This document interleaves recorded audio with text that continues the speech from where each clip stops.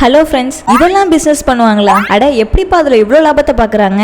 இந்த பிசினஸ்க்கு இவ்வளவுதான் இன்வெஸ்ட்மெண்டா? என்னடா இவ்வளவு பில்டப் கொடுக்குறாங்கன்னு பாக்குறீங்களா? இந்த பிசினஸ் பத்தி நீங்க ஃபுல்லா தெரிஞ்சுக்கிட்டீங்கன்னா நீங்களும் இப்படிதாங்க சொல்வீங்க. சரி பில்டப்லாம் போதும், வாங்க பிசினஸ்க்குள்ள போவோம். இந்த வீடியோல நம்ம லோ இன்வெஸ்ட்மெண்ட்ல கை நிறைய லாபத்தை தரக்கூடிய பிசினஸ் ஆன நெல் அப்புறம் கோதுமை வைக்கோல் பத்தின பயோடிகிரேடபிள் ப்ராடக்ட்ஸ் பிசினஸ் பத்தி தான் பார்க்க போறோம். என்னப்பா வைக்கோல் பிசினஸ் சொல்லிட்டு என்னென்னமோ சொல்றியே அப்படின்னு பாக்குறீங்களா?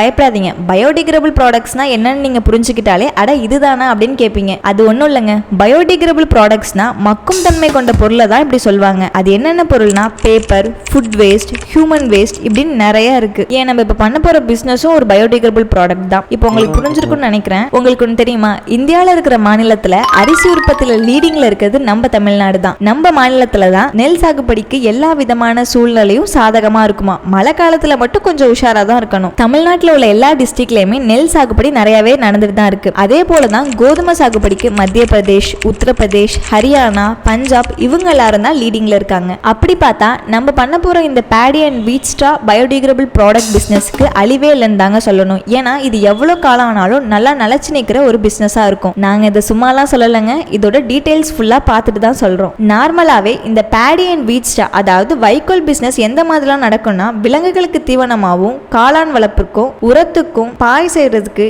இப்படி தாங்க யூஸ் பண்ணிட்டு இருந்திருக்காங்க. இதெல்லாம் எல்லாரும் பண்றதுதான். நம்ம ஏன் புதுசா ஒன்று செய்யக்கூடாதுன்னு யோசிச்சப்பதான் டக்குன்னு எனக்கு தோணுச்சு, ஏன் இந்த வைக்கோல் வச்சு பயோடிகிரேடபிள் ப்ராடக்ட் பிசினஸ் பண்ணக்கூடாதுன்னு. பிசினஸ் பண்றதுலாம் சும்மா இல்லைங்க. எல்லாருமே சொல்லுவாங்க ஆழம் தெரியாம காலை விடக்கூடாது அப்படின்னு. அதனால ஃபர்ஸ்ட் பிளான் பண்ணணும், அதுக்கப்புறம் பிசினஸ் பண்றவங்கள்ட்ட இதை பத்தி டிஸ்கஸ் பண்ணணும். முக்கியமா ஃபேமிலி சப்போர்ட், அதுக்கப்புறம் இன்வெஸ்ட்மெண்ட் பண்றதுக்கு கொஞ்சம் காசு வேணும். இதெல்லாம் இருந்தாலே போதும், நம்மளும் 4 பேருக்கு வேலை கொடுக்க முடியும். அப்புறம் என்ன, நம்மளும் ஒரு முதலாளி தான். ஃபர்ஸ்ட் ஆஃப் ஆல் ஏன் வைக்கோல் வச்சு பயோடிகிரேடபிள் ப்ராடக்ட் பிசினஸ் பத்தி சொல்றோம்னா இது எக்கோ ஃப்ரெண்ட்லியா இருக்கும். எப்படின்னா இந்த பிசினஸ்னால சுற்றுச்சூழலுக்கு எந்தவித ஆபத்தும் ஏற்படாது. இதுல இருந்து நம்ம தயாரிக்கிற ப்ராடக்ட்ஸ்லாம் 30ல இருந்து 60 நாளுக்குள்ள ஈஸியா மக்கி போற ப்ராடக்ட்ஸ் தான். ஸோ இதனால மண் வளத்துக்கும் எந்த ஒரு ஆபத்தும் இருக்காது. இந்த வைக்கோல் வச்சு என்னென்ன பொருள்லாம் பண்ணுவாங்கன்னு பார்ப்போம். Paper, straw board, alcohol, hats, mats, ropes, baskets, அப்புறம் இன்னும் நிறைய பொருள் இருக்குங்க. பட் இந்த வீடியோல நம்ம பார்க்க போறது ஃபுட் கண்டெய்னர்ஸ் அப்புறம் டேபிள் வேர் ப்ராடக்ட்ஸ் ஆன ஸ்பூன்ஸ், ஃபோக்ஸ், பிளேட்ஸ், ட்ரே பிசினஸ் பத்தி தான் பார்க்க போறோம். நீங்க இந்த வைக்கோல் வச்சு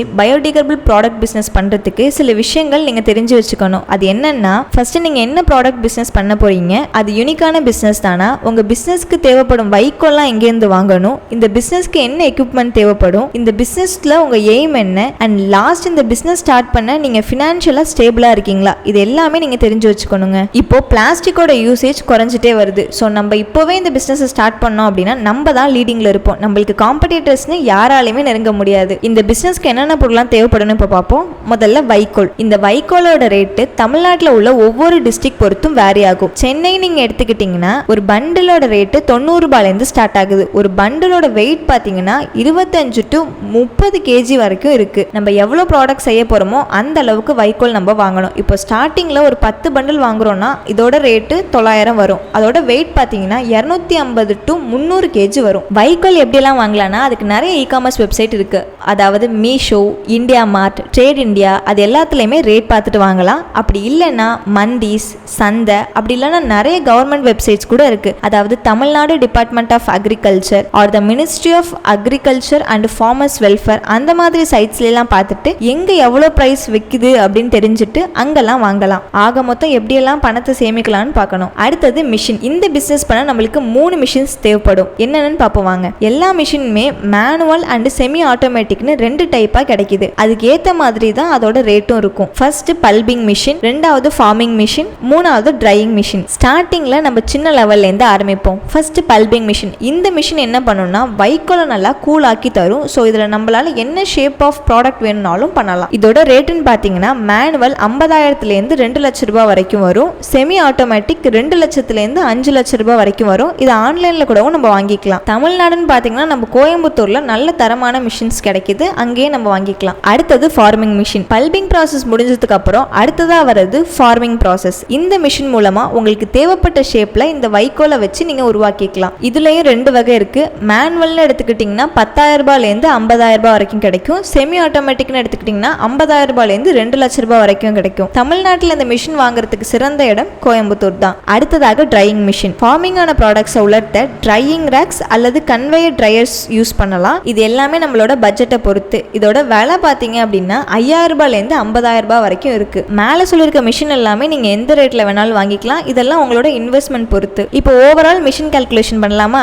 மேலே சொன்ன ரேட்டை கொஞ்சம் நடுத்தரமா வச்சு கால்குலேட் பண்ணுவோம். பல்பிங் மிஷின் 75,000 ரூபான்னு வச்சுக்குவோம். ஃபார்மிங் மிஷின் அதுவும் ஒரு 75,000 ரூபான்னு வச்சுக்குவோம். நெக்ஸ்ட் ட்ரையர்ஸ் அது ஒரு 10,000 ரூபான்னு வச்சுக்குவோம். ஏன்னா ட்ரையர்ஸ் 5,000 ரூபாயிலேருந்து ஆரம்பிக்குது. ஸோ கணக்கு பார்த்தா ஸ்மால் லெவல் பிசினஸ் பண்ணா மிஷின் மட்டுமே 1,60,000 ரூபாய் வரும். நல்ல பிராண்டடான மிஷின் வாங்கணும்னா அமௌண்ட் அப்படியே டபுள் ஆக சான்ஸ் இருக்கு. இப்போ வந்து வைக்கோல் ரேட்டையும் சேர்த்து போடுவோம். 10 பண்டல் 900 ரூபான்னு சொல்லியிருந்தோம். 20 பண்டல்னு பார்த்தா 1,800 ரூபாய் வரும். மிஷின் காஸ்ட் பிளஸ் வைக்கோல் காஸ்ட் சேர்த்து போட்டோம்னா நம்ம 1,61,800 ரூபாய் இன்வெஸ்ட் பண்ற மாதிரி வரும். இந்த மிஷின் வைக்க நல்ல தாராளமான பிளேஸ் தேவைப்படும். ஸோ இதுக்கு இடம் வாடகை அதிகமாக தான் இருக்கும். இடம் வாடகை பிளஸ் வைக்கோல் transportation cost, electricity bill, labour காஸ்ட்னு பார்த்தா இதுல இவ்வளோ இருக்கு. முன்னாடி சொன்ன மாதிரி தான் ஒவ்வொரு பிளேஸை பொறுத்தும் இதெல்லாம் மாறும். நல்ல மெயின் ஏரியால நீங்க பிசினஸ் பண்ணணும்னு நினைச்சீங்கன்னா இடம் வாடகை ரொம்பவே அதிகமாகும். இந்த மாதிரி பிசினஸ்க்கு ஒரு நல்ல ஆப்ஷன் இடத்த லீஸ்க்கு எடுக்கிறது தான். இன்வெஸ்ட்மெண்ட்லாம் ஓகே. இப்போ ப்ராஃபிட் பார்ப்போமா?